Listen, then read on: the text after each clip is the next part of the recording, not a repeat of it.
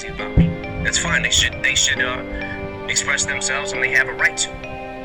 But I also get to say whatever the fuck I want about you now. The more power hour. I told that motherfucker I was alpha, but I didn't tell him I surrounded myself with generals. It's easy for me right now. You know what I'm saying? If people would shut up, I wouldn't have as much to say.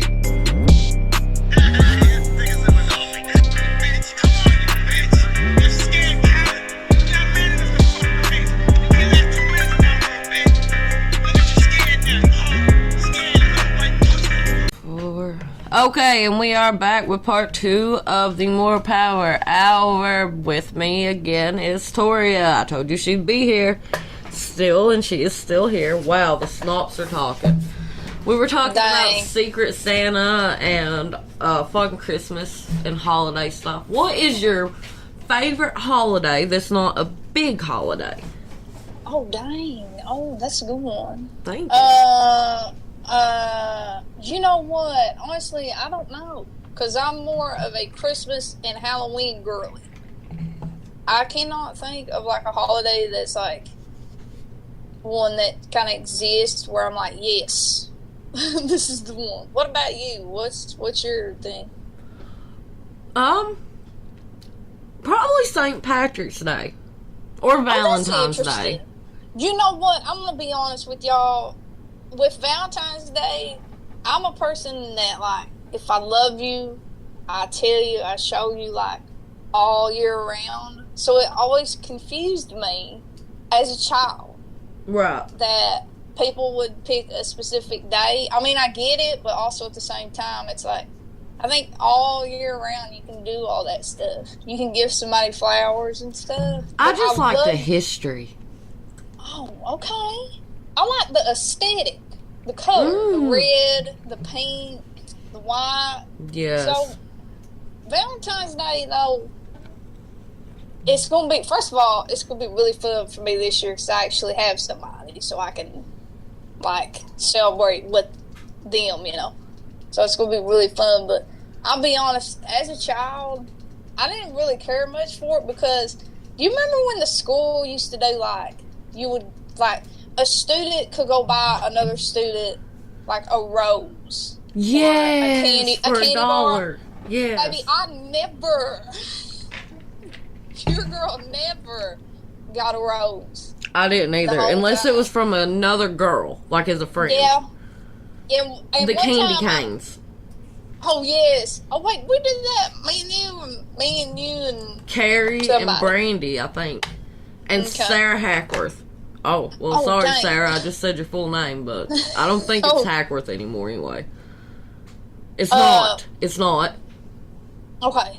I hope not. Maybe No, hold on. I'll type it and send it to you. But yeah, no, remember, it's this.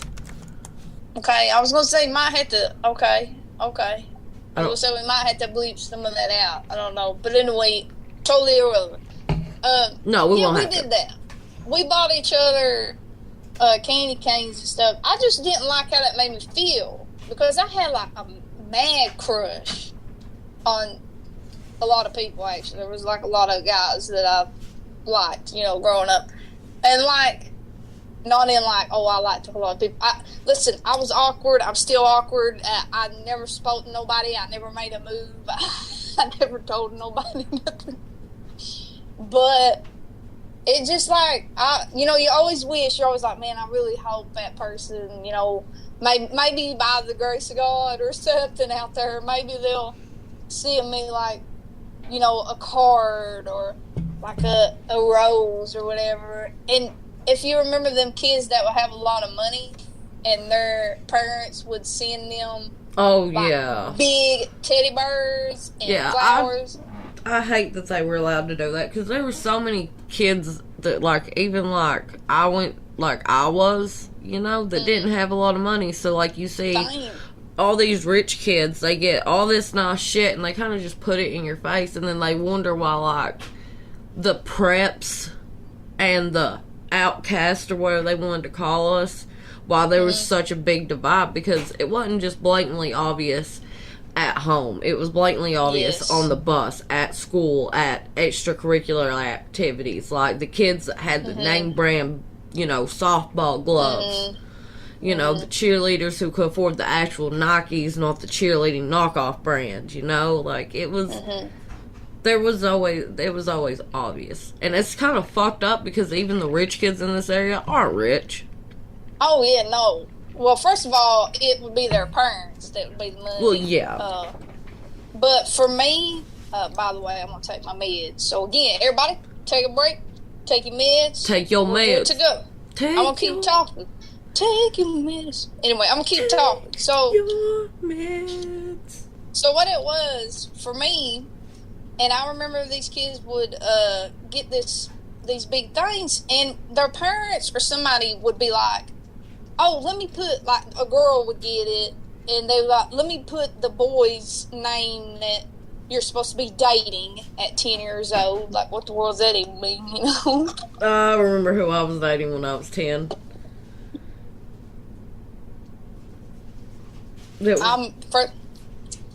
Shout out that you remember. Well, okay, if you're listening, I want you to think back. We went to McDonald's. Your mom and I think my sister supervised, and I got you a giant chocolate fish. Yeah. We're going to have to talk about it later. We're going to come back to that. We're going to talk about that. He liked fishing and hunting, and I was 10. Okay, that's actually really cute. But it's just like, it was so dumb. But no, he didn't get me anything. Girl. Now, why didn't you do that? It was so fucking funny. It's so dumb because you know that whoever the guy was not buying these big flowers. And when you would ask the girl, you'd be like, "Who got that?" They'd be like, "Oh, my boyfriend." And I'd be like, "Well, what the world?" And it makes you feel bad because you're sitting there and you're going, "Well, I feel like, I'm a moderately good-looking child." It gives you self-esteem problems, is what it does. Like, truly. Oh, I hate my appearance. I think I never really was secure in my looks, and then if you don't remember, there was a group of boys who can all eat dicks, except for a handful of them, because they actually turned out to be decent human beings, but the rest were kind of shitty. They called me catfish. I think, like, when you're younger and stuff, too, though, it's like, you kind of just go with it. I'm not justifying whatever, but you kind of just go with what everybody else is doing, or you just don't know how to speak out or something. And I think that is what happened with a lot of people. Because as I've gotten older, I realized a lot of the people that I thought were, like, mean or whatever it is, they weren't. They just did not say nothing. Right. Which, hey, you're a child. Fair enough. So why do you like St. Patrick's Day? Let's talk about that. Well, growing up, I was always told that I had Irish and Scottish in me, which, with the red hair and the green eyes, that would add up. I didn't understand that red hair actually comes from the Middle East, not Scotland. Yeah. Fun fact, and it comes from, I can't remember all the continents, the countries and stuff, but there's just a few. And also, typically with red hair or reddish tint, you're RH negative, and that all leads you back to certain, like, there's one place in, like, Europe and then one place in the Middle East, and it's just a fun little thing to research. But, so I was always into St. Patrick's Day, and then I liked how it's about like Mardi Gras, which I love Mardi Gras as a Catholic. That I should have said Mardi Gras. But, it's the same thing. I like the freedom. Like, everybody's free to do whatever they want. Nobody's judging anybody. Everybody's blackout drunk. They're like, fuck yeah, come here, buddy. Yeah. You voted for who? I don't give a fuck. Come here, homie. Like, well, it's like, I don't really drink. And that's not to say anything about people that do. It's just like, for me, I just, like, I don't know, whatever. My health, bro. It's like, I don't want to chance the possibility of, it's a whole thing. But anyway, so it's like, stuff like that, I can appreciate that. I love that people can celebrate stuff. and can come together. I think that's the reason I'm so big with Christmas. I'm cheesy. I'm cheesy with Christmas. Because I'm like, ooh. In my love language, gift giving's involved. I'm like, this is a good time.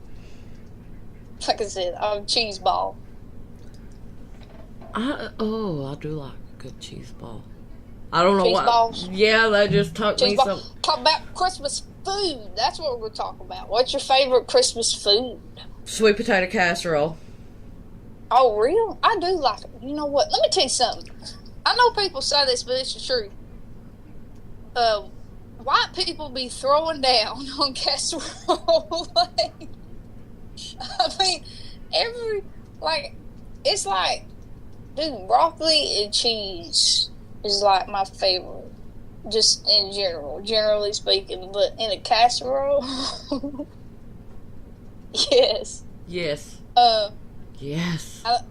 Dude, but I love Christmas candy.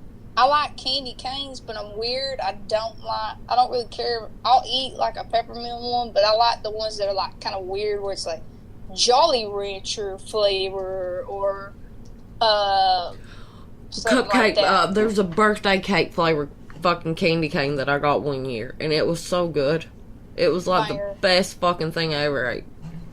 That's what I'm saying. I like the ones where you're like, I don't know. Not the gross sounding ones, because some of them do sound like it's like. Do you remember going to like E.P. Grigsby down in Martin, and like you could get the little like, they're not Tootsie Rolls, but they look like Tootsie Roll Footsies or Tootsies, whatever they were called. Cool. Do you remember getting those for like a penny a piece at the 5 and dime? So for me, I can't remember like going there, but it might just be like my brain doing something to me, like I'm forgetting. But I do remember the candy that you're talking about, bro. Is that the ones that are flavored? Yeah, they're like strawberry and vanilla and apple and banana. Yes. No, I like that strawberry one. I throw down on that. You know what I've thought about? Why do parades work the way they work? Okay, like in what way? Like what kind of parade, Like, I think about like the red, white, and blue parade, and like it was fun, yeah, but like I think about it now as a parent, and the idea of letting my kid run and get candy from strangers and moving vehicles, just it gives me a lot of anxiety. You got the ick on it. No, I'm like, why would? Because I remember I would have my hand like 2 inches from a fucking moving car's tire. Like, it wasn't shit. Like, I would think about reaching under there real fast sometimes to try to grab something, and I'd like, for some reason, thankfully, I knew not to. Now, for me personally, I will say, for the most part, my parents were pretty good. Mostly my mom, honestly. She was really good about, like, telling all of us, like, hey, while that's moving, we're not getting in front of that. You don't worry about that piece of candy. If somebody throws it and it comes over to you, you get it or whatever. But I don't understand it either, I'll be honest. And that could tie a little bit into, now that I'm thinking about it, because a lot of places do. I'm wondering too about like parades, like what's the deal? But also, I guess like if you think about it, it is wild. And I just wonder if that's just like we just do that here in like these small like towns and people, you know what I'm saying? Because most parades or things when you go out, I've noticed most of the time, like for Christmas, for example, or something like that, they won't like all the time throw candy. They just kind of like walk and it'd be like lights or whatever. I'm wondering if that's just something just something they did here is what I always wanted to know. I don't know. I think there's a lot of little things that are kind of niche to like this area of East Kentucky. I think you could find like big little, I mean, you can mention stuff to people, which I always think's interesting when you meet new people. Okay, so we will hold that thought. We will be seeing you all in the next segment. Sorry, we're having a good time tonight, folks, and we hope you are too. We'll see you in part 3 of the More Power Hour podcast.